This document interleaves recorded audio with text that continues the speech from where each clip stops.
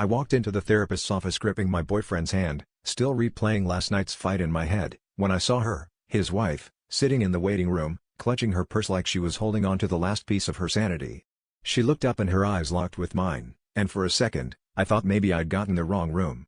But then he froze beside me, his hand going limp, and I realized the truth hit him just as hard. The therapist, oblivious, came out all smiles, calling his name, and in that moment, it was like the world split open. His wife stood up and demanded to know who I was. My mind went blank.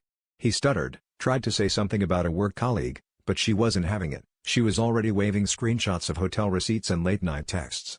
The therapist tried to calm everyone down, but the receptionist was already dialing security, and my boyfriend, no, her husband, just stared at the floor as if he could disappear into it. I felt humiliated and furious, but mostly, I felt stupid for believing I was the only one. We ended up in the parking lot, the three of us, shouting over each other. She threw her wedding ring at him, and I threw his jacket at his face. He begged both of us to listen, babbling about how he loved us both, how he was trying to fix things, how he never meant for any of this to happen.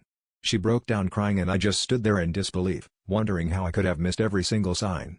The therapist watched from the window, shaking her head. Later, I sat in my car, staring at my reflection, realizing I'd been fighting for someone who was never really mine.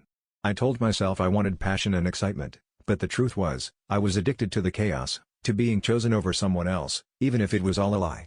As I watched him trying to comfort his sobbing wife, I understood, it wasn't just him who'd been lying. I'd been lying to myself, too.